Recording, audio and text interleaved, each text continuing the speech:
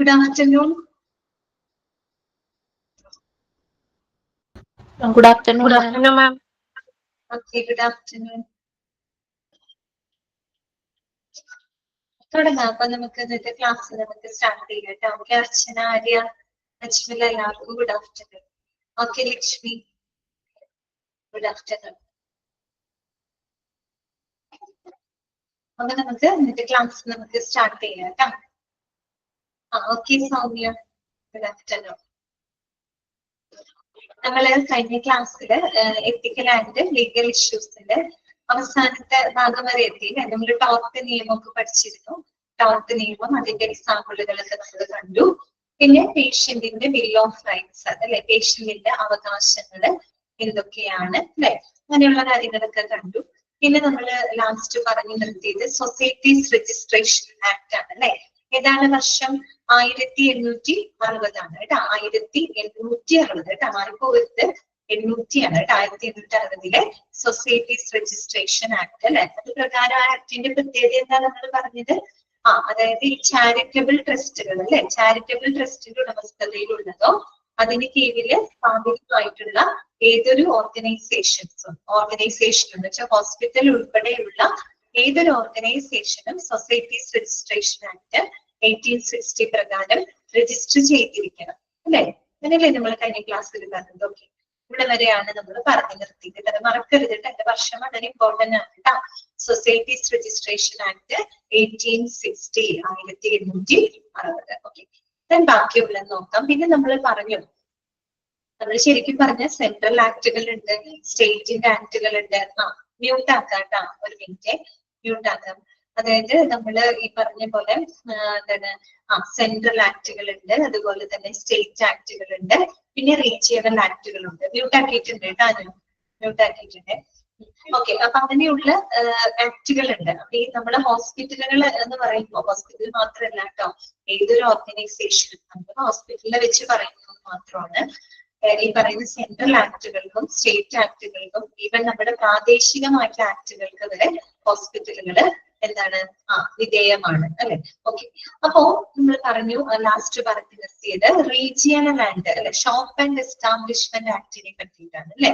Okay, shop and establishment act വരെയാണ് നമ്മൾ പറഞ്ഞത്. അതൊരു റീജിയണൽ ആക്ടിന് എക്സാമ്പിൾ ആണ് കേട്ടോ. പ്രാദേശികമായിട്ടുള്ള ഒരു ആക്ടിന് എക്സാമ്പിൾ ആണിത് ഷോപ്പ് ആൻഡ് എസ്റ്റാബ്ലിഷ്മെന്റ് ആക്ട് എന്ന് പറയുന്നത്. അപ്പൊ നമ്മൾ കഴിഞ്ഞ ക്ലാസ്സിൽ പറഞ്ഞിട്ടുണ്ടായിരുന്നു. ഇപ്പൊ നമ്മൾ നമ്മുടെ നാട്ടില് നമ്മുടെ വീടിന്റെ അടുത്തോ നമ്മളൊരു ഷോപ്പ് തുടങ്ങുന്നു വിചാരിക്കാം. ഓക്കെ, നമ്മളൊരു ഷോപ്പ് തുടങ്ങുമ്പോൾ നമുക്ക് വെറുതെ അങ്ങനെ തുടങ്ങാൻ പറ്റില്ല, അല്ലെ.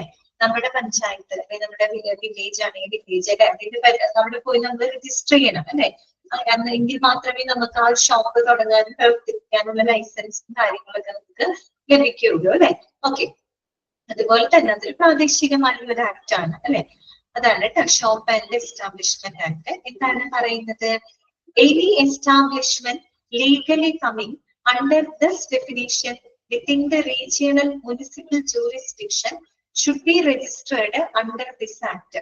അതായത് ഈ ആക്ട് പ്രകാരം നമ്മുടെ പ്രാദേശിക മുനിസിപ്പൽ അധികാര പരിധിക്കുള്ളിൽ പ്രവർത്തിക്കുന്ന ഏതൊരു സ്ഥാപനവും അതായത് നമ്മുടെ പഞ്ചായത്തിന്റെ പരിധിയിലോ വില്ലേജിന്റെ പരിധിയിലോ അല്ലെങ്കിൽ മുനിസിപ്പാലിറ്റി ആണെങ്കിൽ അതിന്റെ പരിധിയിലോ പ്രവർത്തിക്കുന്ന ഏതൊരു സ്ഥാപനവും ഷോപ്പ് ആൻഡ് എസ്റ്റാബ്ലിഷ്മെന്റ് ആക്ട് പ്രകാരം രജിസ്റ്റർ ചെയ്തിരിക്കണം. ഓക്കെ, എന്നാണ് അവിടെ പറയുന്നത്. Any establishment legally coming under this definition within the regional municipal jurisdiction should be registered under this act. അതായത് പ്രാദേശിക മുനിസിപ്പൽ അധികാര പരിധിക്കുള്ളിൽ പ്രവർത്തിക്കുന്ന ഏതൊരു സ്ഥാപനവും ഷോപ്പ് ആൻഡ് എസ്റ്റാബ്ലിഷ്മെന്റ് ആക്ട് പ്രകാരം രജിസ്റ്റർ ചെയ്തിരിക്കണം. ഓക്കെ, ഇനി എന്തിനാണ് അങ്ങനെ ഒരു ആക്ട് കൊണ്ടുവരുന്നത്? ഏതൊരു ആക്ടിനും അതിൻ്റെതായ ഒരു റീസൺ ഉണ്ട്, അല്ലെ. എന്തിനു വേണ്ടിയിട്ടാണ് അങ്ങനെ ഒരു ആക്ട് കൊണ്ടുവരുന്നത്? നോക്കിയിട്ട് എന്താ പറയുന്നത്? The act is designed to manage the payment of wages, hours of work, leave, holidays, terms of service and other work conditions of people who are employed in the shop. അതായത് നമ്മുടെ ഷോപ്പിൽ പ്രവർത്തിക്കുന്ന ആളുകളുടെ payment of wages, അല്ലെ, അവരുടെ വേതനം, പിന്നെ അവരുടെ അവേഴ്സ് ഓഫ് വർക്ക്, അല്ലെ, അവരുടെ ആ ഒരു തൊഴിൽ സമയം, അല്ലെ, എത്ര അവരവർ വർക്ക് ചെയ്യുന്നുണ്ട്, അവരുടെ ജോലി സമയം, അതുപോലെ അവരുടെ ലീവ്, പിന്നെ അവരുടെ ഹോളിഡേസ്, അവധികള്, പിന്നെ ടേംസ് ഓഫ് സർവീസ് അല്ലെ, അവരുടെ തൊഴിലുമായിട്ട് ബന്ധപ്പെട്ട അവരുടെ സേവന നിബന്ധനകള്, അതുപോലെ other work conditions of people, അതുപോലെ അവരുടെ മറ്റ് തൊഴിൽ സാഹചര്യങ്ങൾ അല്ലെ. ഓക്കെ, ഇതെല്ലാം തന്നെ മാനേജ് ചെയ്യുന്നതിന് വേണ്ടിയിട്ടാണ് നമ്മൾ ഒരു ആക്ട് തന്നെ കൊണ്ടുവന്നിരിക്കുന്നത്. വെറുതെ ഒരു ആക്ട് കൊണ്ടുവന്നതല്ല, ഒരു ഷോപ്പ് ആക്ട് കൊണ്ടുവരാൻ റീസൺ ഉണ്ട്. കാര്യം ഷോപ്പുകളിലൊക്കെ പ്രവർത്തിക്കുന്ന ആളുകളുടെ വേതനം, അവരുടെ ആ ഒരു തൊഴിൽ സമയം, അവരുടെ ലീവ് അല്ലെ, അതുപോലെ തന്നെ അവരുടെ സേവന നിബന്ധനകൾ, അവരുടെ തൊഴിൽ സാഹചര്യങ്ങള്, അതിലൊക്കെ സുരക്ഷ ഉറപ്പാക്കാനൊക്കെ വേണ്ടിയിട്ടാണ് കേട്ടോ. എന്നിവയൊക്കെ കൈകാര്യം ചെയ്യുന്നതിന് വേണ്ടിയിട്ടാണ് നമ്മൾ ഈ പറയുന്ന ഷോപ്പ് ആൻഡ് എസ്റ്റാബ്ലിഷ്മെന്റ് ആക്ട് എന്ത് ചെയ്തിരിക്കുന്നത്, കൊണ്ടുവന്നിരിക്കുന്നത്. ഓക്കെ, അത്രയിടത്ത് മനസ്സിലാക്കാനായിട്ട് കേട്ടോ. ഓക്കെ, സിമ്പിൾ ആണ്. നെക്സ്റ്റ് വരുന്നതാണ് PCPNDT ആക്ട് കേട്ടോ. PCPNDT act. അപ്പൊ ആദ്യം നിങ്ങൾ പഠിക്കേണ്ടത് അതിന്റെ ഫുൾ ഫോം പഠിച്ചു വെക്കാം. PCPNDT ആക്ടിന്റെ ഫുൾ ഫോം ഇമ്പോർട്ടന്റ് ആണ്. എന്താണ്? Pre conception and prenatal diagnostic techniques കേട്ടോ. ഇത് തന്നെ പഠിച്ചു വെക്കാം. Pre conception and prenatal diagnostic technique. അതായത് നമുക്കറിയാം നമ്മുടെ രാജ്യത്തൊക്കെ എന്താണ്, ഗർഭാശയ കുഞ്ഞിന്റെ ലിംഗനിർണയം എന്താണ്, നിരോധിച്ചിട്ടുണ്ട് അല്ലെ. അതിന് കാരണമായിട്ടുള്ള ഒരു ആക്ട് ആണ് കേട്ടോ PCPNDT ആക്ട് എന്ന് പറയുന്നത് അല്ലെ. ഗർഭത്തിലിരിക്കുന്ന, ഗർഭാശയത്തിൽ ഇരിക്കുന്ന കുഞ്ഞിന്റെ ലിംഗനിർണയം എന്ത് ചെയ്തിട്ടുണ്ട്, നിരോധിച്ചിട്ടുണ്ട് അല്ലെ. അപ്പൊ അതിന് കാരണമായിട്ടുള്ള ഒരു ആക്ട് ആണ് PCPNDT act. Pre conception, conception എന്ന് പറഞ്ഞ ഗർഭധാരണം, പ്രഗ്നൻസി, അത് തന്നെയാണ് പ്രീനാറ്റൽ എന്ന് ഉദ്ദേശിക്കുന്നത് കേട്ടോ. അപ്പൊ pre conception and prenatal diagnostic techniques. മറ്റൊരു പേരും കൂടെ അതിന് പറയും, എന്താണെന്നറിയോ? Prohibition of sex selection act കേട്ടോ. എന്താണ് prohibition of sex selection act കേട്ടോ. എന്ന് വെച്ചാൽ ഈ പറയുന്ന ഗർഭാശയ കുഞ്ഞിന്റെ ലിംഗനിർണയം എന്താണ്, നിരോധിച്ചിട്ടുണ്ട്. അതിന് എന്തുകൊണ്ടാണ് ഈ ആക്ട് വരാനൊരു റീസൺ ഉണ്ട്. എന്താണെന്നറിയുമോ? നമ്മുടെ ഇന്ത്യയിലൊക്കെ ഒരു കാലഘട്ടത്തിൽ സ്ത്രീകളുടെ അനുപാതം കുറയുന്നതിന് കാരണമായിട്ടുള്ള പെൺഭ്രൂണഹത്യ തടയുന്നതിനായിട്ട് കൊണ്ടുവന്നിട്ടുള്ള ഒരു ആക്ട് ആയിരുന്നു PCPNDT ആക്ട് എന്ന് പറയുന്നത് കേട്ടോ. ഒരു ആക്ട് വരുന്നതിന് പുറകിൽ ഒരു കാരണമുണ്ട്, ഒരു റീസൺ ഉണ്ട് അല്ലെ. അതിന്റെ കാരണം ഇതായിരുന്നു, അതായത് നമ്മുടെ ഇന്ത്യയിലെ സ്ത്രീകളുടെ അനുപാതം കുത്തനെ കുറയുന്നതിന് കാരണമായിരുന്ന ഒരു പെൺഭ്രൂണഹത്യ. ഓക്കെ, അതിന് എന്താണ് തടയിടാനായിട്ട്, അതിന് അതിൽ നിന്നൊരു പ്രൊട്ടക്ഷന് വേണ്ടിയിട്ട് കൊണ്ടുവന്നിട്ടുള്ള ഒരു ആക്ട് ആണ്. ഓക്കെ, അപ്പൊ എന്ന് വെച്ച് കഴിഞ്ഞാൽ പണ്ട് കാലങ്ങളിൽ ഇന്നത്തെ കാഴ്ചപ്പാടൊക്കെ ഒരുപാട് മാറി, ഒരുപാട് മാറി. പക്ഷെ പണ്ട് തന്നെ ആയിരുന്നില്ല അല്ലെ. ഗർഭത്തിലിരിക്കുന്ന കുഞ്ഞ് അത് ആണാണോ പെണ്ണാണോ എന്ന് അറിഞ്ഞു കഴിഞ്ഞാല്, ആൺകുട്ടികളാണെങ്കിൽ ഓക്കെ സേഫ് ആണ്, വലിയ ഇഷ്യൂ ഇല്ല. പെൺകുഞ്ഞുങ്ങളാണെങ്കിൽ ചിലപ്പോ എന്താണ്, അവരെ ആ ഒരു പ്രഗ്നൻസിയിൽ തന്നെ എന്ത് ചെയ്യും, അബോർഷൻ ചെയ്ത് കളയുക അല്ലെ, പെൺഭ്രൂണഹത്യ നടത്തുമായിരുന്നു അല്ലെ. എന്ന് വെച്ച് കഴിഞ്ഞാൽ പെൺകുട്ടികളെ ഒരു സമൂഹത്തിന്റെ ഒരു ബാധ്യതയായിട്ട് കണ്ടിരുന്ന ഒരു കാലഘട്ടം ഉണ്ടായിരുന്നു, ഇല്ലാന്ന് പറയാൻ പറ്റില്ല, ഉണ്ടായിരുന്നു അല്ലെ. ഇപ്പൊ അങ്ങനെയല്ല, ഇപ്പൊ ഒരുപാട് മാറി. പണ്ടത്തെ കാലഘട്ടത്തിൽ അങ്ങനെയായിരുന്നു. കാര്യം ഒരു പെൺകുട്ടീനെ നോക്കാന്ന് പറഞ്ഞാൽ ഈ ബുദ്ധിമുട്ടാണ് അല്ലെ. അവരെ വളർത്തിയിട്ടാക്കണം, പിന്നെ മാത്രമല്ല വിവാഹം കഴിച്ചയക്കണം, ബാക്കിയുള്ള കാര്യങ്ങൾ നോക്കുമ്പോഴാണ് നമ്മൾ പോകുന്ന ഒരു കേസാണ് അല്ലെ പെൺകുട്ടികളെ സംബന്ധിച്ച്. അപ്പൊ അങ്ങനെ ഒരു ബാധ്യതയായിട്ടാണ് ആ ഒരു കാലഘട്ടത്തിൽ കണ്ടിരുന്നത്. ഓക്കെ, അപ്പൊ അതിനൊക്കെ അതിന്റെ പേരിൽ കുഞ്ഞുങ്ങള് പെൺകുഞ്ഞുങ്ങളാണെന്ന് അറിഞ്ഞു കഴിഞ്ഞാൽ അവരെ അപ്പോഴേ തന്നെ ഇല്ലാണ്ടാക്കുന്ന ഒരു കാലഘട്ടം ഉണ്ടായിരുന്നു. അപ്പൊ അതിനെതിരെ വന്നിട്ടുള്ള ഒരു ആക്ട് ആണ് കേട്ടോ PCPNDT ആക്ട് എന്ന് പറയുന്നത്. ഓക്കെ, അപ്പോ അത്രയേ ഉള്ളൂ. അതിനകത്ത് മനസ്സിലാക്കാൻ അതിന്റെ വർഷം വളരെ ഇമ്പോർട്ടന്റ് ആണ് കേട്ടോ. The PCPNDT act was approved on 20th September 1994 കേട്ടോ. വർഷം ഇമ്പോർട്ടന്റ് ആണ് കേട്ടോ. PCPNDT ആക്ട് എസ്റ്റാബ്ലിഷ്ഡ് പറഞ്ഞിട്ട് came into force എന്നൊക്കെ പറഞ്ഞ് പലതവണ ചോദിച്ചിട്ടുണ്ട്. 1994 കേട്ടോ. 1994 സെപ്റ്റംബർ 20 ഈ ഒരു ആക്ട് നിലവിൽ വന്നത് കേട്ടോ. Pre Conception and Prenatal Diagnostic Techniques or Prohibition of Sex Selection Act. It is a statute approved to stop the female feticide that has resulted in the declining female sex ratio in India.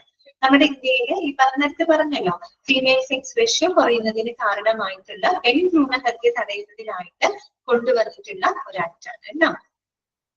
Next വരുന്നതാണ് MTP act ആണ് കേട്ടോ. അതാണ് MTP act, medical termination of pregnancy act. അതിന്റെ full form important ആണ് കേട്ടോ. MTP act അഥവാ medical termination of pregnancy act. വർഷം ഏതാണെന്നറിയോ? 1971, 1971. ഇതൊക്കെ ഓർത്തിരിക്കാൻ പറ്റുന്ന വർഷങ്ങളാണ് കേട്ടോ. അത് പ്രത്യേകമായിട്ട് വളരെ ഇമ്പോർട്ടന്റ് ആയിട്ടുള്ള ചില ആക്ടുകളാണ് കേട്ടോ. 1971 medical termination of pregnancy act. എന്തിനു വേണ്ടിയിട്ടാണ് ഈ ആക്ട് കൊണ്ടുവന്നതെന്ന് അറിയാമോ? ചില പ്രത്യേക സാഹചര്യങ്ങളില്, അത് എടുത്തു പറയാണ് കേട്ടോ, ചില പ്രത്യേക സാഹചര്യങ്ങളില് സ്ത്രീകൾക്ക് അവരുടെ ഗർഭധാരണം അവസാനിപ്പിക്കുന്നതിന് നിയമപരമായിട്ട് അനുവാദം നൽകുന്നതിന് കാരണമായിട്ടുള്ള ഒരു ആക്ടാണ് MTP ആക്ട് എന്ന് പറയുന്നത് കേട്ടോ. Medical termination of pregnancy. Terminate ചെയ്യാന്ന് വെച്ചാൽ സ്റ്റോപ്പ് ചെയ്യാനുള്ള അർത്ഥമാണ് അല്ലെ. അതും ചില പ്രത്യേക സാഹചര്യങ്ങളിൽ കേട്ടോ, എല്ലാ സാഹചര്യങ്ങളിലല്ല, ചില പ്രത്യേക സാഹചര്യങ്ങളിൽ സ്ത്രീകൾക്ക് അവരുടെ ഗർഭധാരണം അവസാനിപ്പിക്കുന്നതിന് നിയമപരമായിട്ടുള്ള സാധുത കൊടുക്കുന്ന ഒരു ആക്ടാണ്. വേറെ തിരിച്ച് നമുക്ക് പറയുകയാണെങ്കിൽ ഇങ്ങനെയും പറയാം, അതായത് നിയമവിരുദ്ധമായിട്ടുള്ള സുരക്ഷിതമല്ലാത്ത ഗർഭചിത്രത്തിലൂടെ ഉണ്ടാകുന്ന ആ ഒരു മരണനിരക്ക് കുറയ്ക്കുന്നതിന് കാരണമായിട്ടുള്ള ഒരു ആക്ടും കൂടെയാണ് MTP ആക്ട് 1971 എന്ന് പറയുന്നത്. അപ്പൊ ഞാൻ പറഞ്ഞല്ലോ ചില പ്രത്യേക സാഹചര്യം എന്ന് പറഞ്ഞു. ഇപ്പൊ പ്രായപൂർത്തിയാകാത്ത പ്രായപൂർത്തിയാകാത്ത തന്നെ പെൺകുട്ടികളൊക്കെ മാന്യതയുടെ പേരിൽ പ്രഗ്നന്റ് ആകാം അല്ലെ. അപ്പൊ അങ്ങനെയുള്ള കേസുകൾ വരിക. അല്ലെങ്കിൽ ചിലപ്പോൾ കുഞ്ഞിന്റെ വളർച്ച എന്ന് പറയുന്നത് അത് അമ്മയുടെ ഹെൽത്തിന് വളരെയധികം ഇഷ്യൂ ഉണ്ടാകുന്നത്, അമ്മയുടെ ജീവന് തന്നെ ഹാനികരമാവുന്ന രീതിയിൽ ഒരു കുഞ്ഞിന്റെ വളർച്ച ആലകനൊക്കെ വരിക. ഓക്കെ, അവിടെയൊക്കെ ഈ ഒരു ആക്ട് നമുക്ക് ചെയ്യാം. ഓക്കെ, അതാണ് പറഞ്ഞ ചില പ്രത്യേക സാഹചര്യം എന്ന് പറയുന്നത്. പിന്നെ നമുക്കറിയാം ഈ കുഞ്ഞുങ്ങള് ഇപ്പൊ എല്ലാവർക്കും സ്കാനും കാര്യങ്ങളൊക്കെ ചെയ്യും.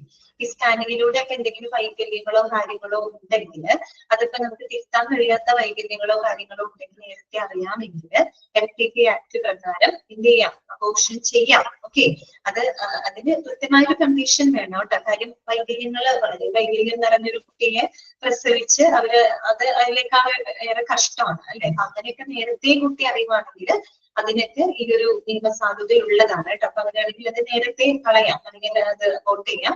അപ്പൊ അതാണ് ഞാൻ പറഞ്ഞത്, ചില പ്രത്യേക സാഹചര്യത്തിൽ എടുത്തു പറയാനുള്ള കാരണം അതാണ് കേട്ടോ. ഓക്കെ, പിന്നെ മാത്രമല്ല ഈ ഒരു ആക്ട് പ്രകാരം രജിസ്ട്രേഡ് ആയിട്ടുള്ള മെഡിക്കൽ പ്രാക്ടീഷണേഴ്സിന് മാത്രമേ എന്ത് ചെയ്യാനുള്ള റൈറ്റ് ഉള്ളൂ, ഈ പറയുന്ന പ്രഗ്നൻസി ടെർമിനേറ്റ് ചെയ്യാനുള്ള റൈറ്റ് കൊടുക്കുന്നുള്ളൂ കേട്ടോ. തോന്നിയ ആൾക്കാർക്കല്ല, ലൈസൻസ്ഡ് ആയിട്ടുള്ള മെഡിക്കൽ പ്രാക്ടീഷണേഴ്സ് ആണ് ഈ പറയുന്ന പ്രഗ്നൻസി ടെർമിനേറ്റ് ചെയ്യാനായിട്ടുള്ള റൈറ്റ് ഈ ഒരു ആക്ട് പ്രകാരം കൊടുത്തിരുന്നു. ചുരുക്കി പറഞ്ഞ ഇത്രയേ ഉള്ളൂ. ചില പ്രത്യേക സാഹചര്യങ്ങളിൽ സ്ത്രീകൾക്ക് അവരുടെ ഗർഭധാരണം അവസാനിപ്പിക്കുന്നതിന് നിയമപരമായിട്ട് അനുവാദം നൽകുന്നത് കാരണമായിട്ടുള്ള ആക്ട് കേട്ടോ. That is called MTP act കേട്ടോ, medical termination of pregnancy act കേട്ടോ. ഇത് കേൾക്കുമ്പോൾ നിങ്ങൾക്ക് സംശയം തോന്നരുത്, ഡെലിവറി കഴിഞ്ഞിട്ട് ഡെലിവറി സ്റ്റോപ്പ് ചെയ്യുന്നതുമായിട്ട് ബന്ധപ്പെട്ട ആക്ട് അല്ല കേട്ടോ. അതല്ല, പ്രസവം നിർത്തുന്നതല്ല ഉദ്ദേശിക്കുന്നത്. ഗർഭധാരണം അത് ഡെലിവറി കഴിഞ്ഞിട്ടുള്ള കാര്യമാണ്. അതല്ല, ചില പ്രഗ്നൻസി സ്റ്റോപ്പ് ചെയ്യാനായിട്ട് കേട്ടോ, അതിന് കാരണമായിട്ടുള്ള ഒരു ആക്ട് ആണ് കേട്ടോ. An act to provide for the stoppage of certain pregnancies by registered medical practitioners and for menstrual therapy കേട്ടോ. മനസ്സിലായല്ലോ? അതായത് രജിസ്റ്റേർഡ് ആയിട്ടുള്ള മെഡിക്കൽ പ്രാക്ടീഷണേഴ്സിന് മാത്രമേ ഈ പറയുന്ന പ്രഗ്നൻസി സ്റ്റോപ്പ് ചെയ്യാനായിട്ടുള്ള റൈറ്റ് ഉള്ളൂ. ഓക്കെ, വർഷം മാത്രം പഠിച്ചിരിക്കുക കേട്ടോ. Medical termination of pregnancy act മറന്നു പോകരുത്, 1971. അടുത്തതാണ് biomedical waste management and handling rules കേട്ടോ. ഇതാണ് biomedical waste management and handling rules. ഇതാണ് വർഷം 1998 കേട്ടോ. 1998 ആക്ട് ആണ് കേട്ടോ. 1998 കേട്ടോ biomedical waste management and handling rules. അതായത് നമുക്കറിയാം, ഒരു ഹോസ്പിറ്റൽ എന്ന് പറയുമ്പോൾ അവിടെ ധാരാളം ബയോമെഡിക്കൽ വേസ്റ്റുകൾ ഉണ്ട് അല്ലെ. നമുക്കറിയാം, ദാറ്റ് മീൻസ് അത് വേസ്റ്റ് കണ്ടാമിനേറ്റഡ് വിത്ത് ബ്ലഡ്, ബോഡി ഫ്ലൂയിഡ്സ്, സെറം അല്ലെ, ഇങ്ങനെയൊക്കെയുള്ള ബോഡി ഫ്ലൂയിഡ്സുകളാൽ കണ്ടാമിനേറ്റഡ് ആയിട്ടുള്ള ധാരാളം വേസ്റ്റുകൾ ഉണ്ട് അല്ലെ. പിന്നെ പാത്തോളജിക്കൽ വേസ്റ്റുകൾ ഉണ്ട് അല്ലെ. That means tissues, cells or organs that is removed during the surgery അല്ലെ. സർജറിയിലൂടെ റിമൂവ് ചെയ്യപ്പെടുന്ന ഈ പറയുന്ന കോശങ്ങൾ, ടിഷ്യൂസുകൾ, അല്ലെങ്കിൽ ബോഡി ഓർഗൻസുകൾ, ഇതൊക്കെ പാത്തോളജിക്കൽ വേസ്റ്റുകളാണ് അല്ലെ. അതുപോലെ ഫാർമസ്യൂട്ടിക്കൽ വേസ്റ്റുകൾ വരുന്നില്ലേ ഇല്ലേ. എക്സ്പയർഡ് ആയിട്ടുള്ള മരുന്നുകൾ, ഔട്ട്ഡേറ്റഡ് ആയിട്ടുള്ള മരുന്നുകൾ, അതൊക്കെ എന്താണ്? ഫാർമസ്യൂട്ടിക്കൽ വേസ്റ്റുകളാണ്. ഷാർപ്പ് വേസ്റ്റുകൾ ഉണ്ട് അല്ലെ. നമ്മൾ ഈ സർജറിക്ക് മറ്റൊക്കെ ആയിട്ട് ഉപയോഗിക്കുന്ന നീഡിൽസുകള്, സിസേഴ്സുകള്, അത്തരത്തിലുള്ള ഷാർപ്പ് ഓബ്ജക്റ്റുകൾ ഉണ്ട് അല്ലെ. ന്യൂക്ലിയർ മെഡിസിൻ വേസ്റ്റുകൾ ഉണ്ട് അല്ലെ. അതുപോലെ തന്നെ കെമിക്കൽ വേസ്റ്റുകളുണ്ട്. നമ്മൾ ഈ ലാബിലൊക്കെ ഉപയോഗിക്കുന്ന എന്താ പറയാ പല എന്താ പറയാ ഈ പറയുന്ന സ്പെസിമെൻസുകളൊക്കെ നമ്മൾ എന്ത് ചെയ്യുന്നുണ്ട്, ചില കെമിക്കൽസ് ഒക്കെ ഉപയോഗിക്കുന്നുണ്ട് അല്ലെ, പ്രോസസ്സിങ്ങിനും മറ്റുമായിട്ട്. അപ്പൊ അങ്ങനെയൊക്കെ വരുന്ന കെമിക്കൽ വേസ്റ്റുകളുണ്ട്. ഇതെല്ലാം തന്നെ എന്താണ്, ഈ പറഞ്ഞതെല്ലാം തന്നെ ബയോമെഡിക്കൽ വേസ്റ്റുകളാണ് അല്ലെ. അപ്പോ ഈ ഒരു ആക്ട് പറയുന്നത് ഈ ബയോമെഡിക്കൽ വേസ്റ്റുകൾ എന്ന് പറഞ്ഞത് ഒരു കാരണവശാലും മറ്റുള്ള വേസ്റ്റുകളുമായിട്ട് എന്ത് ചെയ്യാനായിട്ട് പാടില്ല, മിക്സ് ചെയ്യാനായിട്ട് പാടില്ല. ഓക്കെ, ബയോമെഡിക്കൽ വേസ്റ്റ് എന്ന് പറയുമ്പോൾ അത് തരം തിരിച്ച് സോർട്ട് ചെയ്ത് തന്നെ നമ്മൾ എന്ത് ചെയ്തിരിക്കണം, ഡിസ്പോസ് ചെയ്യണം. മറ്റുള്ള വേസ്റ്റുകളുടെ കൂടെ ഒരിക്കലും അതിനെ മിക്സ് ചെയ്തിട്ടൊന്നും ഒരു കാരണവശാലും എന്ത് ചെയ്യാനായിട്ട് പാടില്ല, അത് ഡിസ്പോസ് ചെയ്യാനായിട്ട് പാടില്ല. ഇപ്പൊ നമ്മൾ ന്യൂസ് പേപ്പറിലൊക്കെ കണ്ടിട്ടുണ്ടല്ലോ ആശുപത്രി മാലിന്യങ്ങൾ തള്ളുന്നത് അല്ലെ, അങ്ങനെയൊക്കെ കണ്ടിട്ടില്ലേ. അപ്പൊ മറ്റുള്ള മാലിന്യങ്ങളോട് നമ്മൾ ഒരിക്കലും ഈ പറയുന്ന സർജറിയിലോ അങ്ങനെ എന്തെങ്കിലുമൊക്കെ മാലിന്യങ്ങളൊക്കെ മിക്സ് ചെയ്ത് തള്ളാന്ന് പറഞ്ഞ് ഈ ഒരു ആക്ട് പ്രകാരം വളരെ ഒഫൻസീവ് ആയിട്ടുള്ള ഒരു കാര്യമാണ് കേട്ടോ. അപ്പൊ അത്രയേ ഉള്ളൂ. നിങ്ങളിങ്ങനെ ഓർത്താൽ മതി 1998 8ന്റെ പണി കിട്ടുന്ന ആലോചിച്ചാൽ മതി കേട്ടോ. ബയോമെഡിക്കൽ വേസ്റ്റുകൾ മറ്റുള്ള വേസ്റ്റുമായിട്ട് മിക്സ് ചെയ്ത് കഴിഞ്ഞാൽ എന്തിന്റെ പണി കിട്ടും, 8ന്റെ പണി കിട്ടുന്ന ആലോചിച്ചാൽ മതി. 1998 കേട്ടോ, 1998 നോക്കണം. The Biomedical Waste Management and Handling Rules 1998 came into operation 1998 and biomedical waste must not be mixed with the other waste. അതാണ് ആ ആക്ടില് പറയുന്നത് കേട്ടോ. അണ്ടർലൈൻ ചെയ്ത് വെക്കാം. Biomedical waste must not be mixed with other waste. ഇനി രണ്ടാമത്തെ point നോക്കിയേ, biomedical waste must be sorted out of containers or bags at the points of generation before it storage, transportation, treatment and disposal. കണ്ടോ, അതായത് ഇത്തരം biomedical വേസ്റ്റുകൾ എന്ന് പറയുന്നത് പ്രത്യേകം നമ്മൾ സോർട്ട് ചെയ്യണം, തരംതിരിക്കണം. അത് എവിടെ നിന്നാണോ ആ വേസ്റ്റ് ഉണ്ടാവുന്നത് അവിടെ നിന്ന് തന്നെ, എവിടെ നിന്നാണോ അതിന്റെ പോയിന്റ് ഓഫ് ജനറേഷൻ, എവിടെ നിന്ന് ആ വേസ്റ്റ് ജനറേറ്റ് ചെയ്യുന്നു അവിടെ വെച്ച് തന്നെ എന്ത് ചെയ്യുക, നമ്മൾ അതിനെ സോർട്ട് ചെയ്യുക. അപ്പൊ പാത്തോളജിക്കൽ വേസ്റ്റ് ആണെങ്കിൽ അങ്ങനെ ഒരു തരത്തില്, ഫാർമസ്യൂട്ടിക്കൽ വേസ്റ്റ് ആണെങ്കിൽ അങ്ങനെ, ന്യൂക്ലിയർ മെഡിസിൻ വേസ്റ്റ് ആണെങ്കിൽ ആ രീതിയിൽ, ഷാർപ്പ് വേസ്റ്റ് ആണെങ്കിൽ അങ്ങനെ, ഓക്കെ, കെമിക്കൽ വേസ്റ്റ് ആണെങ്കിൽ ആ രീതിയിൽ, അങ്ങനെ ഓരോന്നും നമ്മൾ ബാഗുകളിൽ കണ്ടെയ്നറിലായിട്ട് സോർട്ട് ചെയ്യണം.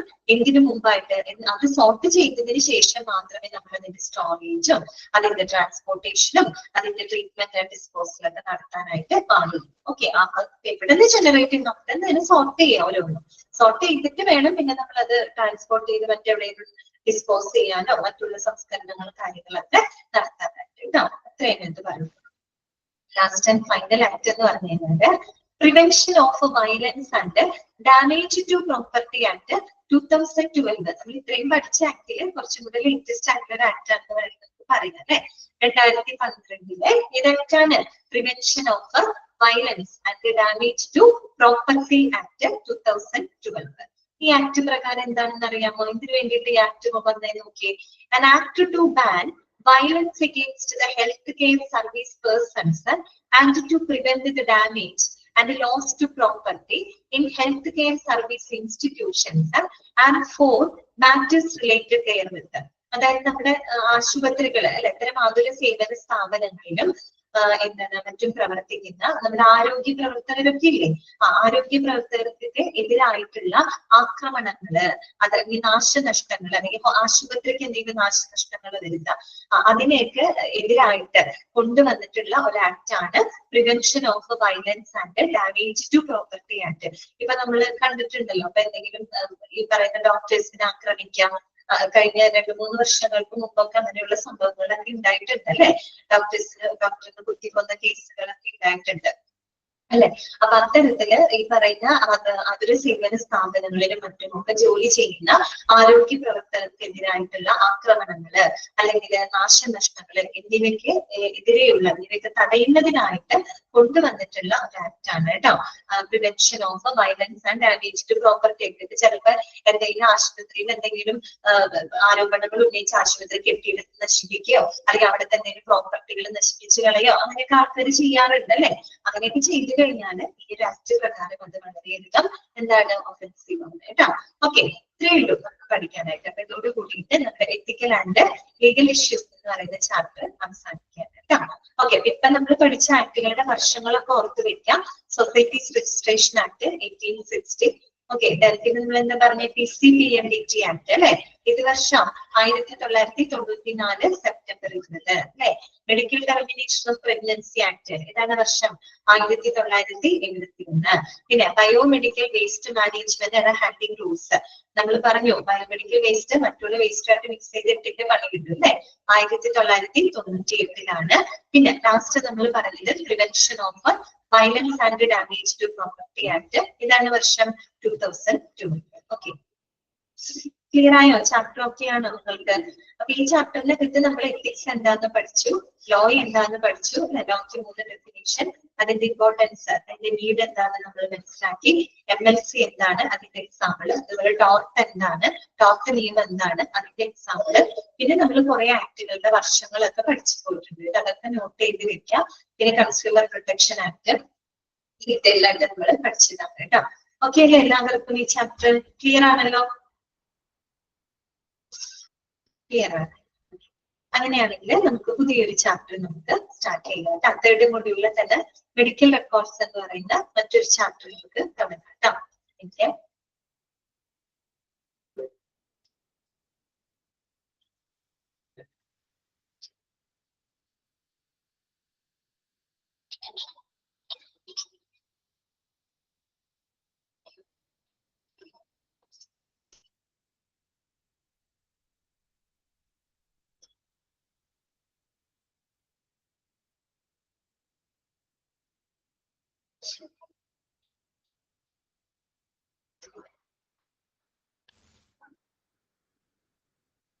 ഓക്കെ, സ്ക്രീൻ കാണാലോ അല്ലെ? സ്ക്രീൻ കാണുന്നില്ലേ നിങ്ങൾക്ക്?